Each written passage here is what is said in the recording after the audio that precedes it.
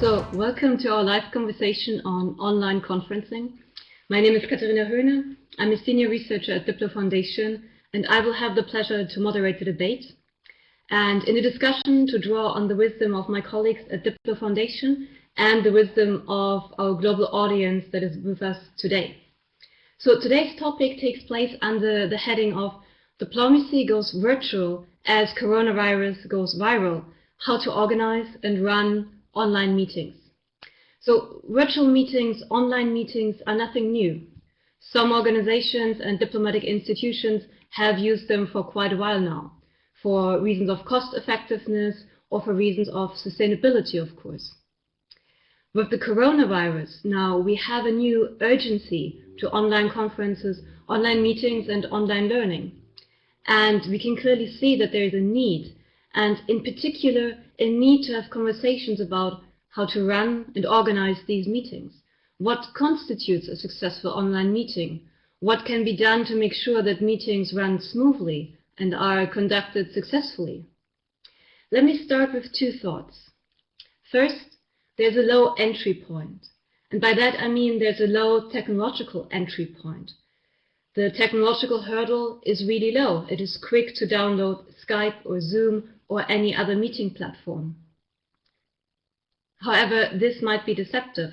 What about the skills to use these platforms to the greatest possible effect? And then my second thought to start with is that maybe we are witnessing a moment of a cultural shift in how we work. While we now have a crisis moment, this moment could well serve to change our attitudes to online conferences, online meetings, and online learning. So with our experts today, we will address technologically, behavioral, and protocol aspects of online meetings. Together in dialogue and also with help of our data and AI teams, we will use the next 60 minutes to zoom in on online conferencing. Let me make two further points in advance. We meet online, but the big question is, how do we bring in the human dimension? How do we bring human interaction back? So what I did this morning is I took a couple of pictures of my office space so I could show you how my environment looks like. So what you can see is the view from my window, the desk behind me, so my second desk, the bookshelf, of course, and then last but not least, the rug that I have in the office. So just to give you a little bit of a human dimension. And when we introduce the speakers, we will do the same for them. Second, and this is actually, I think, the most important part, online meetings are all about the participants. They need to be as interactive as possible. And this brings me to you, our audience. The more actively you participate, the more you and us will gain from the interaction. So we have prepared a map of the people who registered with us. And what you can see is that this is a truly global event. But of course, we want to take the interaction further. So we have prepared a survey for you, which you can see just below my image. And the survey asks the following question. What do you expect from this session? And I would like you now to take a moment and click the option that you think is most relevant for you. So the options are to learn how to organize e-participation events, to choose the right platform, to deal with protocol and diplomatic aspects, or any other expectations you might have from the discussion. If you take that option, please use the comment function in the chat to let us know what are these points. And that also brings me to one element of further interaction. You can come in with your comments and questions, and we will monitor these comments and questions in the chat below. My colleague Natasha Perucica will monitor all comments and questions, and she will come in and then summarize what has been going on in the chat. So please don't hold back with your comments and questions. We're really waiting for them. But now, without further ado, I think it's time to introduce our speakers for today. I would like to start with Dr. Jovan Kurbalija, who is the Executive Director of DiploFoundation and Head of the Geneva Internet Platform. Hi Jovan, good to see you. I assume this is your home office, and I also see you're in a bit more of a casual attire today. Yes, hi Kat.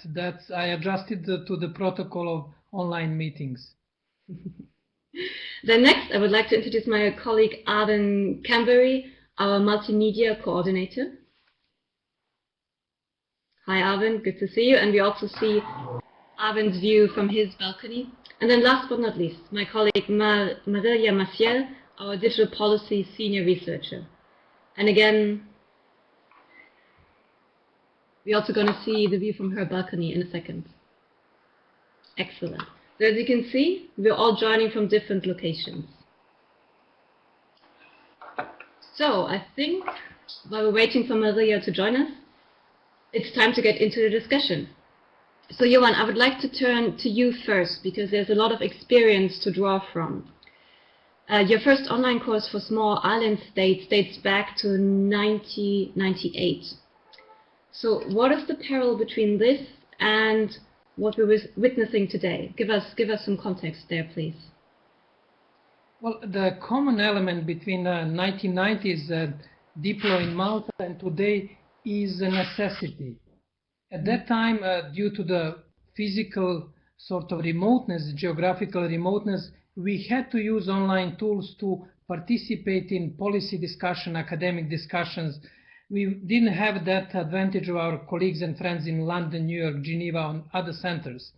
Therefore, we discovered the internet and we started it using with the first session in 1998. And that is the common element between 90s and today, necessity as a driver for innovation. Okay, so when you say necessity opens up new possibilities, can you give us an example? Well, there are many examples. The first that we are connecting today, and there are so many participants. Second, we can advance the protocol and the use of protocols, streamline meetings, have less of long statements, use AI to summarize discussion, and to have meetings more effective and engaging. Obviously, we will never have only online meetings, even after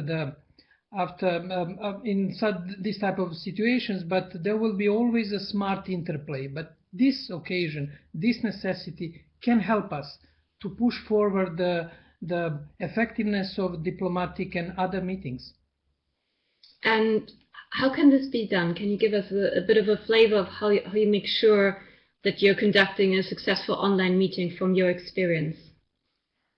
If you compare with the traditional meetings, usually you have long statements delivered by country representatives or increasingly by NGO, business and other actors. Those type of statements can be shared online. They can be shared in situ, but online delivering and reading long statements will make it a bit counterintuitive. We can deliver statements, we can compare statements by using AI, as one of colleagues from Swiss diplomacy indicated. We can indicate what are the common points between statement delivered by country A, country B. Therefore, we can move fast forward to the zone of possible agreement and build the elements for potential compromise, which is ultimately the aim of all good negotiations and diplomatic exercises. Mm. Thank you, Jovan. And I think you already touched a lot on the diplomatic aspects of what we're discussing today, and I think this is something we should definitely get back to later. But I would like to switch the perspective now and actually go to, let's call it, the trenches of online meetings and online conferences, which brings me to my colleague Arvin. So Arvin, you have behind yourself more than 1,000 webinars and online conferences, remote participation and whatnot. So asking you a very general question, what advice can you give us? Hi Kat, and hi to all. First, online conferencing is not about technology. This is not exclusively about technology. Of course, technology has to work, and it usually works in many cases. But preparation and organization of the event is more important for the successful event. Thank you. So you say technology is not the most important factor, but still we need to choose technological platforms. So how can we choose them? And also let me connect this with the result from the survey. One of the key concerns of people with us today is to learn how to organize e-participation. So I think for some of them, the technological question will also be important. So how do we choose? Do you have any advice for us? Sure.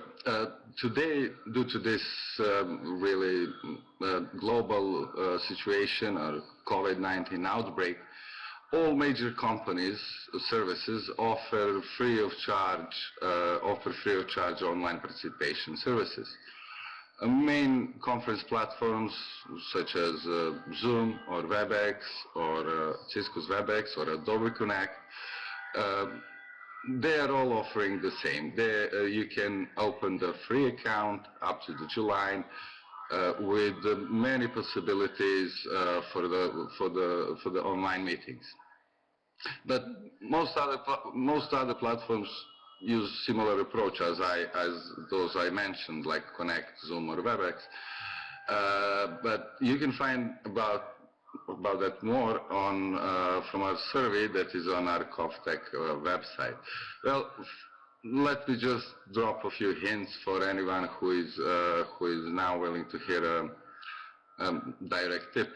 For example, for fast interaction between teams in sharing a workplace in the organization, we at Diplo tried and suggest Skype and other Microsoft tools such as Microsoft Teams. For Google Suite users or whoever is managed through Google Suite, managed organizations through Google Suite softwares, of course, Hangout and Classroom as a Google solutions can help.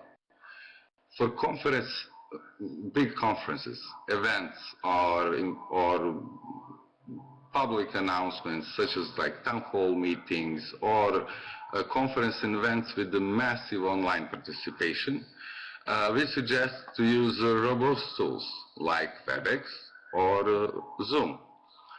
If your audience is assessing real low bandwidth, for example, and or using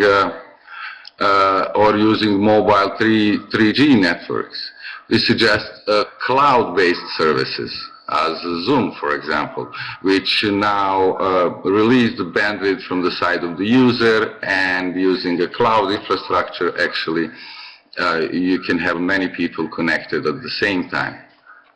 If your organization needs a special effort on an individual participants, for example, such as needed in e-learning or specialized services, for that, use Adobe Connect.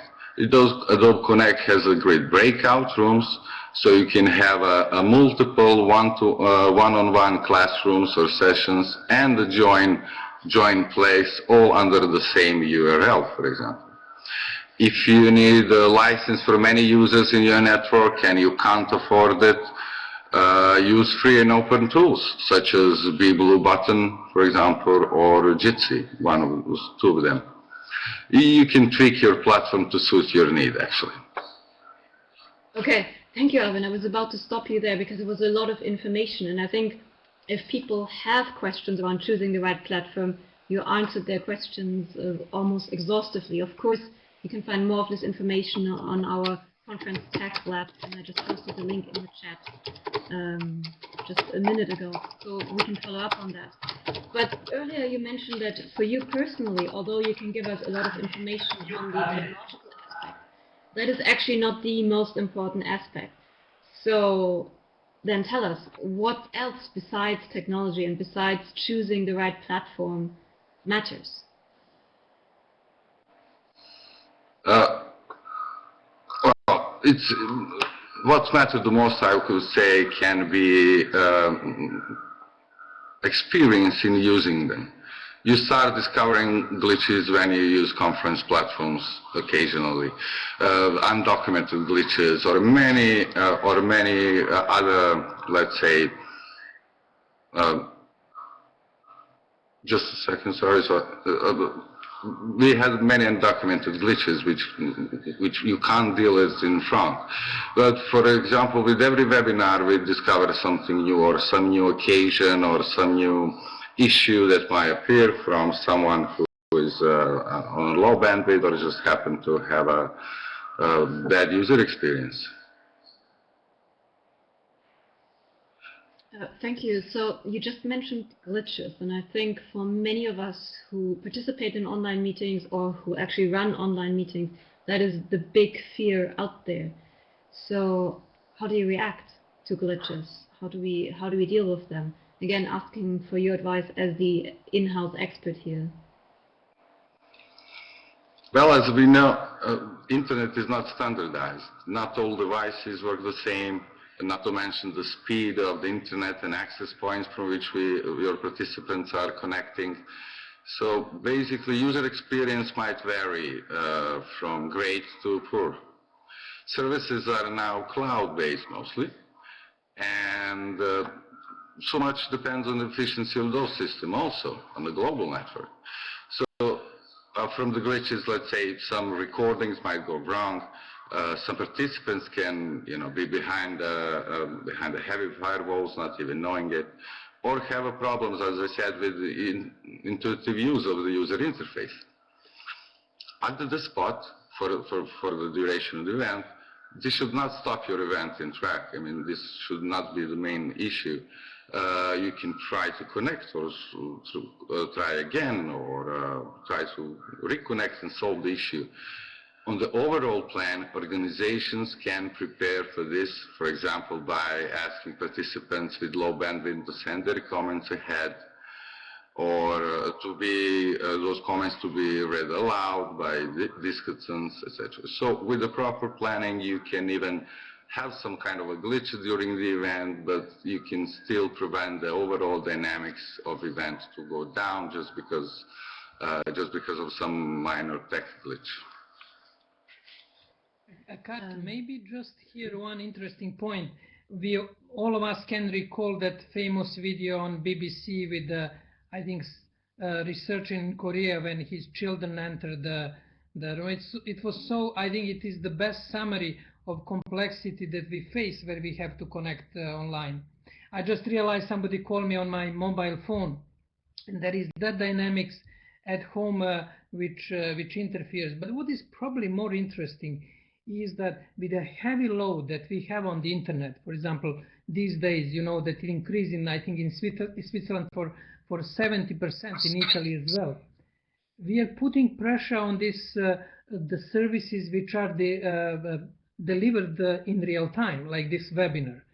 And I got a few messages for some colleagues who had problems with the sound. This is probably this transitory phase where telecom companies are trying to adjust their infrastructure in order to cope with this increasing demand for the connection. And I can realize that there is increasing pressure in France with at least in Strasbourg, Marilia had problems to connect. Over to you, Kat. Yes, thanks, Jovan. There's also news from the UK about issues with internet providers today. So I think there's a lot of pressure on the system right now, which really confirms this crisis moment. But speaking of crisis, or maybe not so much crisis, but the kind of high stress environment that online conferencing can sometimes be, I want to go back to Arvin very quickly and ask him how he, as our technological person, actually copes with this. Arvin, to be a bit blunt, do you take tranquilizers, or how do you manage that stressful situation? Any tips? No, tranquilizers do not help, because actually you need to be alerted. So the tranquilizing yourself does not help. It is a bit of a stressful exercise, every online event, of course. You have hundreds of people in the room, and suddenly system collapse or screen froze, or there is let's say, a lot of stake. But careful planning is the only way forward, to be honest. Nevertheless, as we said earlier, technology would likely work, but your work procedures need to be tight. So with the surge of online meeting demands, like we see it now, infrastructure should be updated from the major service providers, and we might see in a real soon time events with 5,000 maybe people online. Of course, for those large events, you need to have a more holistic approach. Actually, you need to think about not just about robust rooms and infrastructure, but also things like on every conference, like registration desks, waiting rooms, foyers, cantinas, even for all online participants. So we should take a bit of a holistic approach. This is why the training of a team is most needed and welcome. The teams in your company can be trained for this.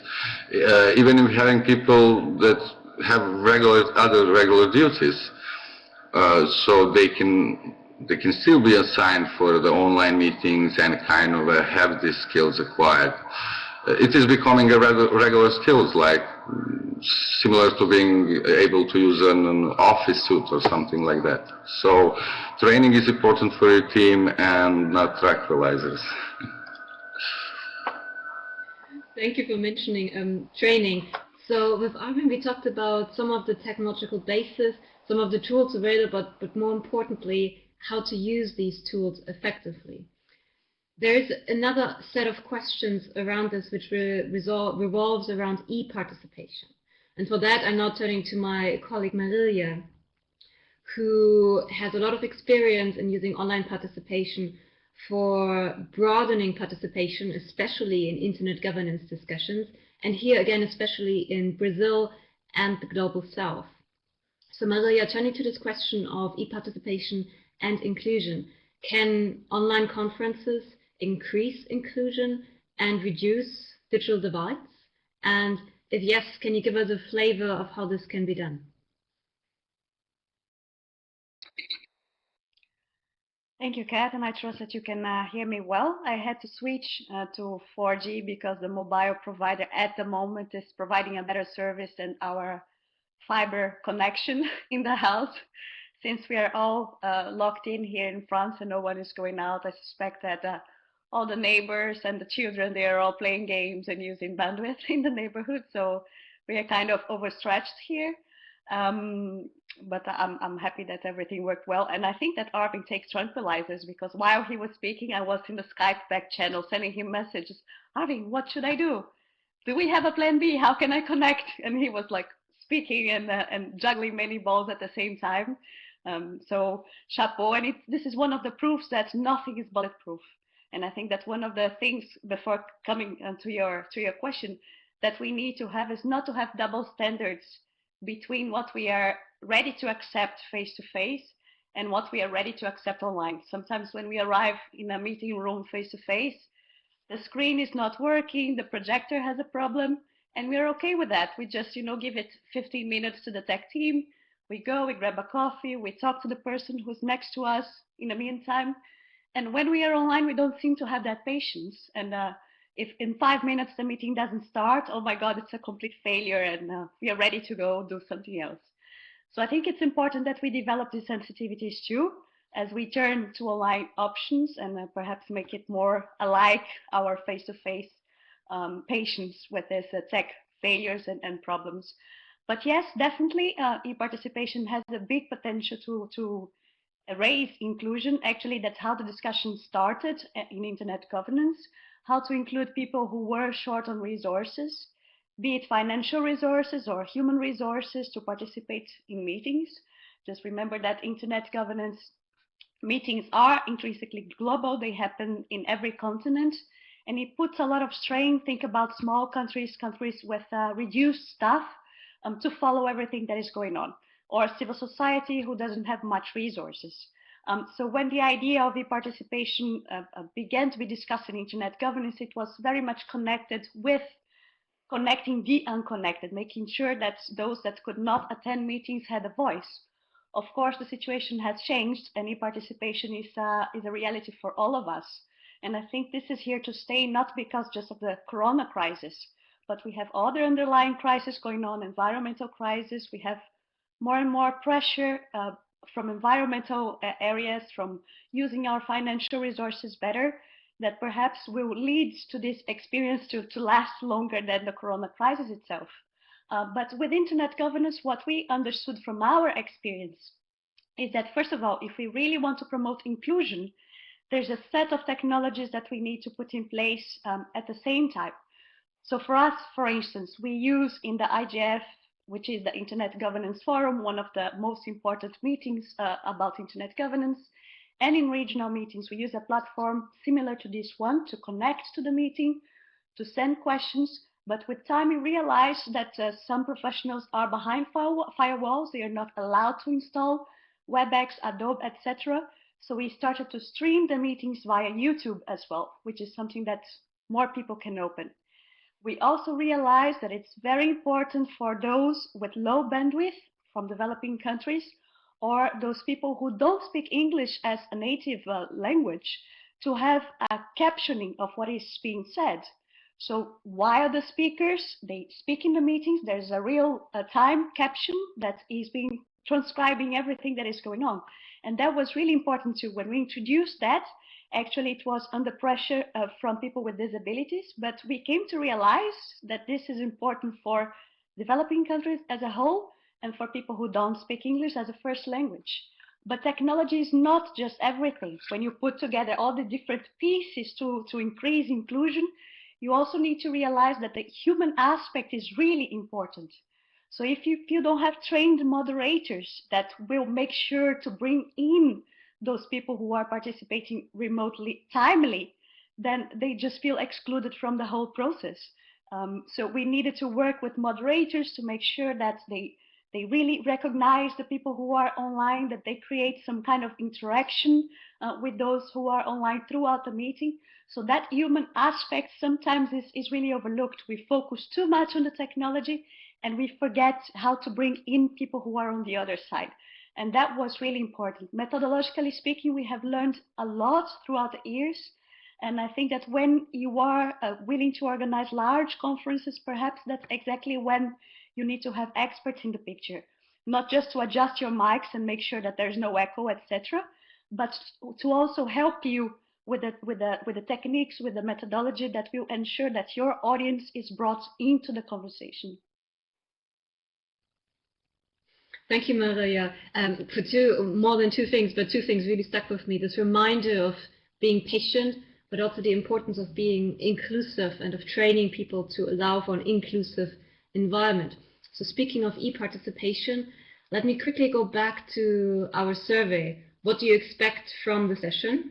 And still the majority of our audience, for them the most important thing is to learn how to organize e-participation events. And so we've provided a lot of information on that.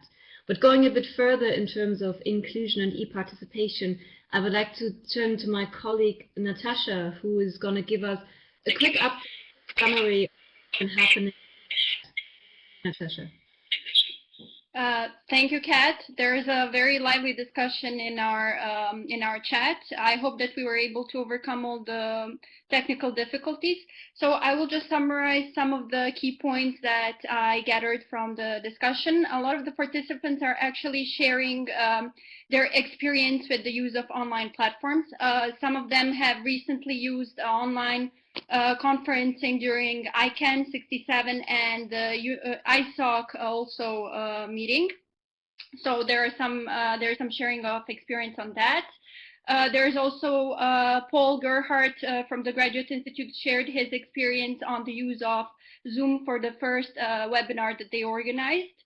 And one of the remarks was that in one of the rooms that participants can't see the other participants. So they can only see the number of participants involved in the session, but they can't see each other. And there were also some feedback on the use of WebEx for meetings with no audio, and some participants who expressed their preference for audio-only sessions. That's about it for now. Thanks, Natasha. This also brings me again back to you, our audience. Any questions and comments, please put them in the chat. And I think for the second half of our meeting, I'm particularly interested in your questions for our experts here. But now let me turn back to Marilia and ask for some more concrete experience. In the comments and in your intervention just now, we heard already a number of examples from the sphere of internet governance. And I think there are a couple more things you can speak on, especially in terms of giving us a bit of a flavor of how to organize these events and how to organize around e-participation and online events. Yeah, I think that one of the issues with e-participation is that those who are online may feel that they are missing so much in terms of social interaction with others. When we attend meetings, we know that a lot takes place in corridors, a lot takes place over coffee, and that this person-to-person interaction is so valuable to build knowledge and to build our networks as well. So in the context of the IGF, the way to mitigate this lack of social networking was the idea to create IGF hubs, which I think was a really successful idea and copied on the regional level in internet governance forums as well. The hubs, basically, they are local meetings in which people gather to follow the IGF discussions. So they watch the streamings, they interact with the sessions, then they send their questions, but at the same time, the global meeting functions as a starting point to their own dynamics.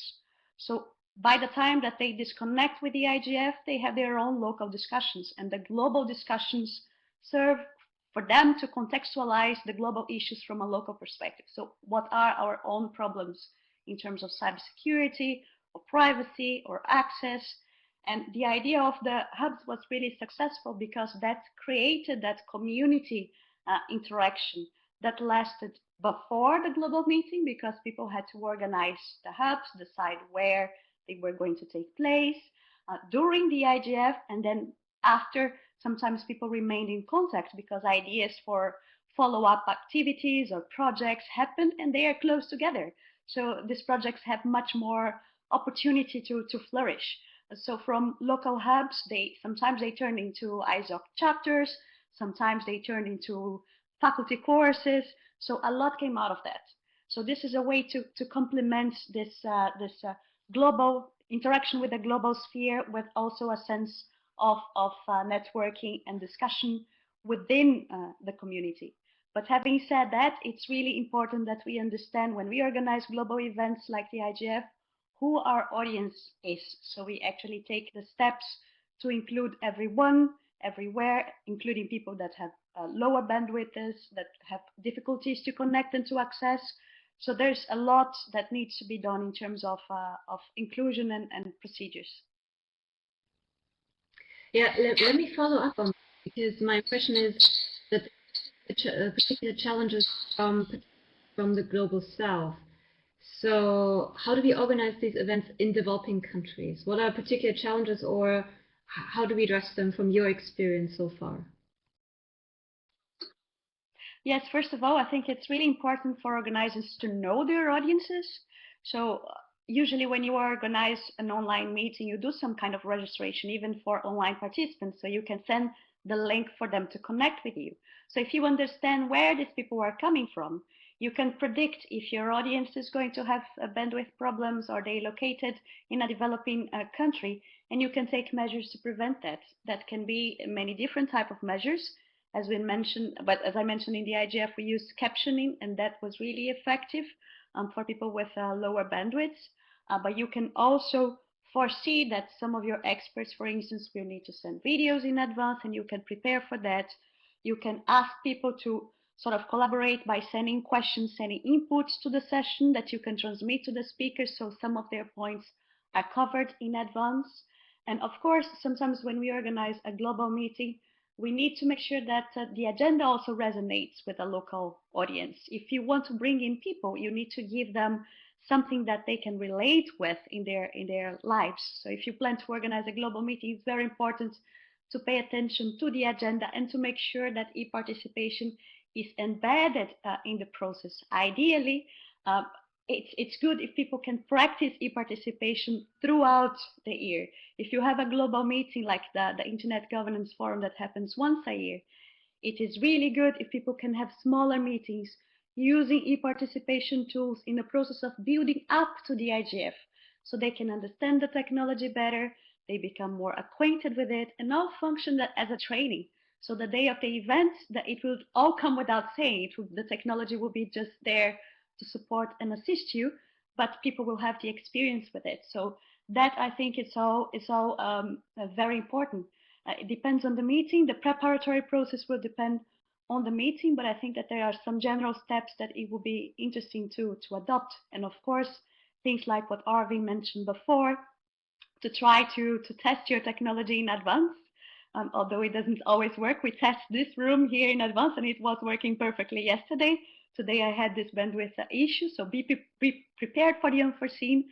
But testing in advance is really, really important, so you can troubleshoot, and your participants too. Thank you, Marilia. A lot of very practical examples and very practical tips and tricks. There are a couple of questions online that might relate to this, but I think let's come back to them later and zoom out again. In terms of, we heard a lot about e-participation and remote hubs and really important examples. But generally speaking, there's a wide range of e-participation approaches and techniques. So one of the questions is, how do we navigate between them? And for this zoomed out view, I would like to turn to Jovan again. So how do we navigate? Thank you, Katarina. We can start even with our meeting. Our meeting is now conducted in Adobe, browser on app, on YouTube, and we just heard that there is very interesting discussion in YouTube, Tube, and live stream.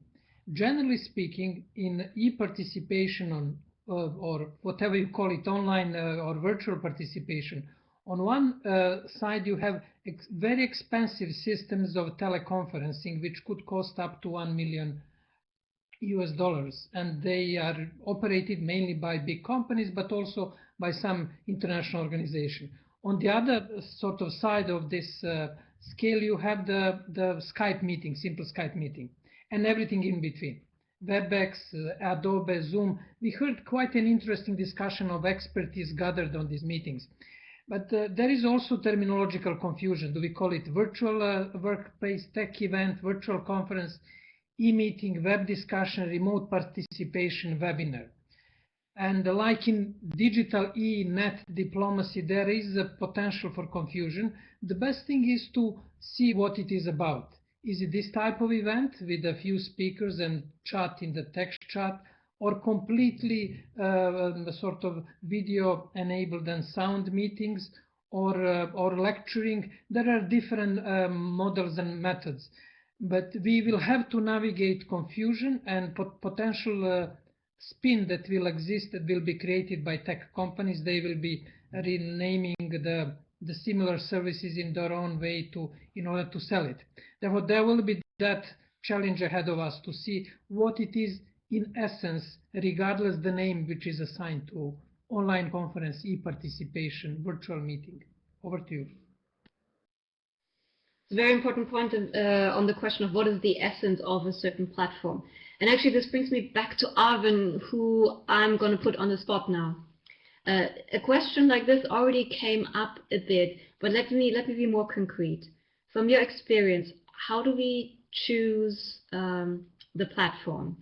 And in preparation for this meeting, there was a lot of testing and making different choices and trying to understand what are the best choices for different people in different situations. So very quickly, can you run us through some of this thinking and some of your research in that regard? Thanks, Kat. As Jovan mentioned right now, the purpose of the event is it's really important for choosing the platform. And he said that this varies, type of meetings, type of online meetings vary from the single person-to-person, head-to-head meetings to large conferences. Actually, online tries to recreate everything, every kind of meetings or participation we have in situ. So different crowds, different types of events, different security level of your data exchange, etc. But overall, to have all that, all scooped in one place, please, again, as a great resource, go please to our website, ConfTech Lab, where we actually showcase 12 platforms and put most of their availabilities and other things which is important in choosing. We put them in a table there, and you can go through it and find it. We also explained the idea behind three types of events: when all of your participants are online, or when someone is in situ, etc. We now, due to COVID outbreak, see that the main focus is now for everyone to be online. But even when this pass, I guess the online participation will be here to stay, and we assume that we will have also blended events with people who will be in situ or in conference rooms, etc. So again, decide first how to run your meeting, and there you can find of course on our website, you can find the answers on what will best suit your type of meeting. Of course, in my first talk here in this webinar, I gave a short overview on and few use cases which are most common. So again, consult our page. We did it there. Thank you, Arvin. And now I'm turning back to Marilia, and I'm putting her kind of on the spot. Marilia, can you outline main steps in preparation and running of events, and then maybe also do's and don'ts in running these kind of events, which is one of the questions that came in through the chat? Actually, as I just replied to the question, there are some organizations that prepared guidelines for e-participation. And of course, these guidelines can be inspiring and give us some shortcuts to avoid some common mistakes. But actually, I think that the most important is to know your audience and the type of meeting that you're planning to organize. Right now, since we are in this crisis, I think that many teams that used to work together in the same building, they need to organize online meetings. They are people who know each other a lot. So the kind of interaction that they will have when they meet online will be completely different from the interaction of a big conference, a global conference in which you have unknown attendees connecting with you. I think that what is key is what Arvin mentioned a couple of times: preparation, preparation, preparation. Sometimes when we organize a face-to-face event, we can give ourselves the right to say, okay, the event is happening in 2 days in room B, and everyone goes there and gathers together. This is not possible. If we want to organize a successful online event, we need to choose a platform. We need to inform our speakers what to do. We need to send clear communication, the link in advance, give opportunities for people to test their equipment. So there's a lot more thinking and preparation, and I think that spontaneity is a little bit lost. However, there's a lot that is gained on the other side. It allows teams to work together worldwide. It opens other opportunities, and I think that it's about time that some organizations take more advantage of these opportunities that online participation and interaction offers. I think preparation is key. If you are going to have speakers delivering presentations, it's very important that they are aware of basics of interaction. So when you speak online, you speak a little bit shorter, even more than you would speak if you are face-to-face. Attention span tends to be lower when you are online. You have many tabs and distractions in front of you. So there's a little bit of, let's say, social interaction standards that need to be adjusted. But the do's and don'ts are really not so many. I think that the big thing is to make sure that your audience is included. So don't leave questions just until the end. If you can bring in questions throughout the discussion, that's the best way to do. And make sure that your event is interactive, information is clear, and that your speakers are prepared to what they're going to encounter. Because for many people, it's the first time that they're speaking online, and that can create a little bit of shock when you see yourself on the screen. And so it takes some getting used to. So testing and making it clear is very important. Thank you. And a good reminder to bring in questions throughout the discussion. This is something we're going to do a second and again when I will call again on my colleague Natasha Perucica. But before that, I want to turn again to Jovan and provide another kind of zoomed out perspective. We talked a lot about examples from the sphere of internet governance, and I think this is also very interesting to a lot of our audience. But there's a second kind of tier to our audience, which is more interested, I guess, in diplomatic aspects of this whole thing of organizing online conferences. So Jovan, you were one of the people who provided input into an article on the Brexit negotiations are not ready to go online yet. And I'm going to provide the link in a second. And combining this with a question on can we replicate diplomatic protocol online?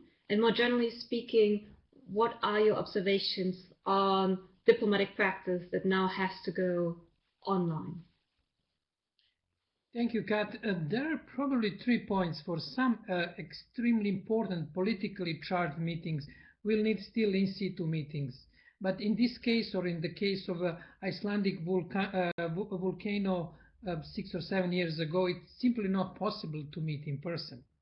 Therefore, in this type of situation, we'll have to adjust protocol and etiquette and procedures. Since online meetings, what Marilia mentioned clearly, require very almost military-style preparations. They have to have a clear procedure, clear purpose, what Richard mentioned in his comment, and clear expectations about outcome. Therefore, procedures are there. There is a naivety to think that spontaneous online can replace procedures. Now, when it comes to protocol, we have to recognize that protocol is not just invented for the sake of protocol. It provides the country representatives with the standing to represent their countries. There is a responsibility around it. There is also symbolic value in representing countries. Therefore, that type of protocol has to be a bit fixed with some procedure for which for outsiders look unnecessary, but that has to be recreated online when it comes to motions, point of order, submitting comments, drafting or negotiating, which is extremely important. Again, Richard brought it in his comment. This is extremely important part of diplomatic negotiations. Therefore, around these exercises, we need to have protocol and procedures, and it has to be adjusted for online space. And we are preparing document comparing traditional protocol with a sort of online protocol, and what are the elements where we can make easy connection, and what are the other elements where traditional protocol will need to adjust in order to be useful for online meetings. I'm not discussing this type of online meetings, which are more idea sharing and academic. I'm discussing about, I'm mentioning official meetings, which are discussing important issues of relevance for the global peace, climate change, security. And those meetings will require some level of the official protocol. Over to you. Thank you, Jovan. So we spoke about e-participation, and I think it's high time we hear again from our audience the kind of comments and questions that have been coming in. So over to my colleague Natasha for a quick summary of what's been happening. Discussion in the chat continued on the online platforms that can be used in web conferencing. However, our discussants on YouTube also touched upon a very relevant topic, which is digital inclusion. And they said that one of the ways to improve inclusion in online conferencing is to include captioning, something that was already brought up in the discussion. And an interesting comment was in reference to artificial intelligence that is increasingly being used to improve captioning. Discussants also brought up issues with regards to online learning e-participation platforms, where basically they mentioned that that students are noticeably showing psychological barriers rather than technical barriers to the use of e-participation tools in online learning. And there was a discussion on this, whether students are actually motivated to learn how to use these platforms, or whether it is something psychological and that they just have these psychological barriers. That would be it from the discussion. Thank you, Natasha. So let me for any reflections on what we've just heard. Maybe starting again with Jovan, then Arvin, and then Marilia, if you have anything, of course. Well, the highlight probably are in two keywords, preparation and moderation. Those are 2 points that can make or break any online meeting like traditional meetings. Therefore, preparation should start early enough, and one has to invest heavily in the moderation, technical moderation and online moderation. And I hope that Arvin, in follow-up to this meeting, can summarize what type of preparation and moderation he put in order to ensure that there are 3 channels of communication and robustness of the exercise. Therefore, preparation, moderation, 2 keywords.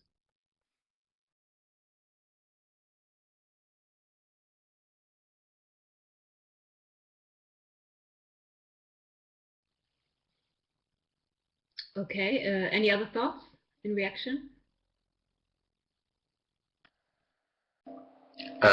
Thanks, Kat. Just wanted to add something that just Natasha said, which was a comment from YouTube about people actually having maybe a psychological barrier to use an online tools, which is indeed the case because it's a completely new way of communicating, and communication is a really important thing with interhuman relationships. So in order to overcome this, please do it a lot. Just do it a lot. Do it, practicing it, schedule your meetings, even if first few of them will maybe collapse due to bad, bad technology or internet is down or something like that. But just doing it, when you put it in your everyday work routine, it will basically be the same as they will feel the same as they would, just walk into your office and ask you something. So in order to overcome this, it indeed might be a psychology barrier. Just do it. Don't worry about you doing it perfectly. You can't do it perfectly first time, but as Jovan mentioned, when you strengthen your moderation skills and when you strengthen your preparation, it's gonna go okay. And Marilia, you also had something. Perhaps a quick comment from my end, which is to see the opportunity that the crisis is bringing to us. I know that there's a lot of difficulties and sadness involved, and people's lives are changing. But crisis is usually like this: it brings difficult things, but it also brings us the opportunity to rise above ourselves. And I think that it's becoming clear of how countries are reacting, the solidarity that we're seeing in many places, and from the small perspective that we are discussing here, of something that may be trivial compared to the human dimension of all of this, I think it's really important that we take the opportunity to integrate this in our lives, not just for the crisis, but also for the future, thinking about the resources that we need to save, thinking about the work that we need to do, how we can work better, more efficiently, and protect the planet and protect our health, and etc., integrating these tools and making them part of our lives whenever possible. Whenever it's not possible, let's continue to meet, and it's wonderful and to meet colleagues too, face to face, and of course we miss that. But when it's possible, why not integrate these tools more and more? So let's take the crisis moment to seize the opportunity. Thank you.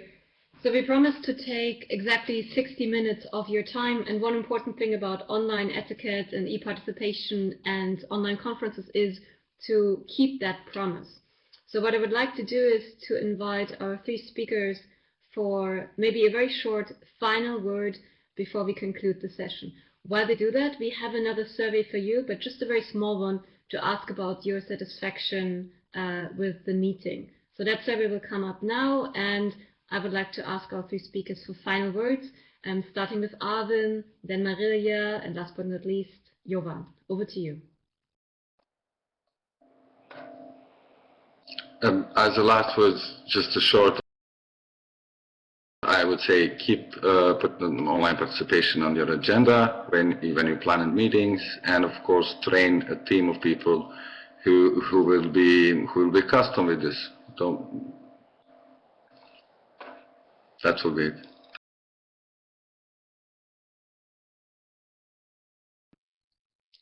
Well, let's change our cultural behavior and look for help when we need. I think that Diplo has provided a good page with resources for those who need more information to make this transition. And whenever help is needed, I think all of us are here. I've mentioned my email on the chat. I'm going to post it again. And I'm sure that all of us will be more than willing to continue this conversation by other means. Kat, what is happening now, like Angel answering Matthias' question about the robust systems used by G7, the EU, we have also exchange among participants, which is a great asset. As a direct follow-up, Diplo will start online course on 30th of March, which will lead to special certification on online meetings. We'll also conduct webinars on the issues that were raised during today's webinars, like usability of platforms, security, question of protocol and diplomacy, question of participation of small and developing states. Therefore, please stay tuned, register for the updates, and the two immediate updates will be webinars on specific issues, digging deeper into issues that were mentioned today. And we expect your participation. And second update is a course on online conferencing that will start on 30th of March. This information will be provided after the webinar later on this afternoon. Thank you. Thank you. So all that's left for me to do is thank our three speakers for an excellent webinar packed full of information, insight, but also humanity. And then, most importantly, thanking our online audience for their questions and comments. If I see correctly, we had at least 120 participants on this platform and on YouTube combined, which is excellent. In the beginning, you saw the map of our registered audience, which was spanning the whole globe, which is fantastic to see. As Jovan said, we will follow up. If you want to email us, you can email us at conftech@diplomacy.edu, especially if you want to tell us something about the topics we should be addressing in next week's debate. Email is conftech@diplomacy.edu. So again, a warm thank you to everyone. It was an absolute pleasure to moderate, and we will be seeing each other in 1 week or in the online course, I hope. Thank you.